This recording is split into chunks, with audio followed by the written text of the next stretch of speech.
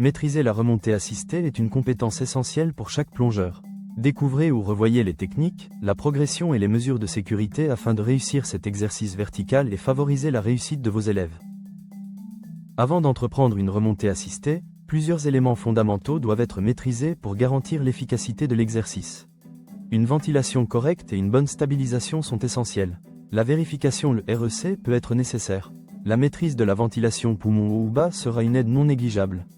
L'équipement correctement réglé ainsi qu'un bon lestage et la capacité à lire son ordinateur de plongée et notamment la vitesse seront indispensables.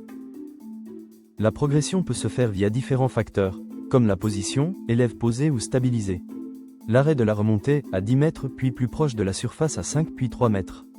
Vous pourrez faire varier la présence de repères visuels comme le boot, un tombant, des particules, ou encore la position du moniteur, en face ou dans le dos. Pour le travail des sensations, l'ordinateur n'est pas toujours nécessaire. Le travail proprioceptif grâce aux sensations de descente ou montée est à acquérir lors de décollage ou remontée isolée. Les réactions programmées ou spontanées puis avec évolution augmenteront également la difficulté. Elles doivent toujours refléter la réalité d'une assistance.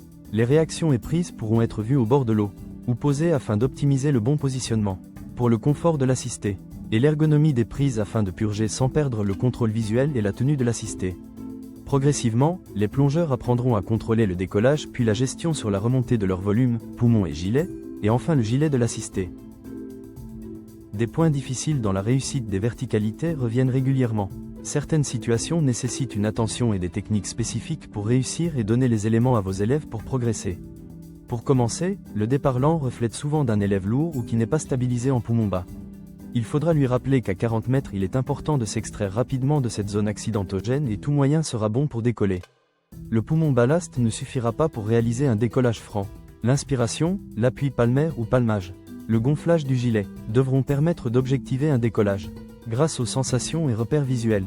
La remontée lente peut survenir chez un élève étant précédemment remonté rapidement ou bien avec une absence de stop proche de la surface. Le travail de l'arrêt à une profondeur définie ou sur signe peut s'avérer efficace. La descente involontaire doit être ressentie rapidement par l'élève. Si ce n'est pas le cas, il sera important de retravailler les sensations. La redescente est pénalisante et dangereuse mais doit rapidement être contrée par tout moyen tout en gardant en tête que le palmage propulsif est un risque d'essoufflement. Un travail de finesse des purges ou de travail sur la purge lente permettra d'éviter les arrêts non désirés avec un profil type marche d'escalier. Une bonne position élève, acide C est importante pour ressentir ces variations. L'idéal est de se positionner coude à 45 degrés gainé et les yeux à la hauteur des yeux de l'assisté. La vitesse doit être réglée à partir de 30 mètres entre 10 et 15 mètres minutes. L'emballement dans la zone des 12 et 6 mètres nécessite d'anticiper l'expiration et les purges finement et régulièrement. Il est possible de prendre un tempo, toutes les X secondes afin de ne pas se reposer uniquement sur les sensations et repères visuels. La sécurisation de l'atelier vertical passe par plusieurs points clés. Le nombre de remontées complètes doit respecter les préconisations de la CTN 2008. Le début des exercices doit se faire sous un temps donné. Le site doit être abrité et marqué par le moniteur afin de se retrouver, malgré les multiples remontées et rotations possibles. Le choix de la profondeur du site doit vous permettre de faire travailler et évaluer votre élève en respectant vos et ses prérogatives. Vous devrez rappeler et appliquer le protocole de remontée rapide, 5 minutes à mi-profondeur, puis 1 minute à 6 mètres et 5 à 3 mètres. Il est cependant primordial d'être en mesure de stopper une remontée à tout moment. Lorsque vous aurez plusieurs élèves, veillez à toujours les avoir dans votre champ visuel et à proximité. Enfin, pensez à indiquer par un signe distinctif si vous avez un problème qui ne soit pas un exercice d'assistance. L'évaluation consiste à mesurer les objectifs au moyen de critères quantifiables.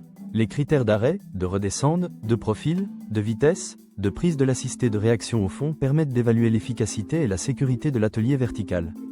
Des grilles sont à disposition sur le site de la CTR. Des animations ludiques pourront vous permettre des remédiations autour de la ventilation, stabilisation et propulsion afin d'optimiser la réussite. Des mémoires d'instructeurs fédéraux sont à disposition à ce sujet. Like et abonne-toi pour plus de contenu, à bientôt.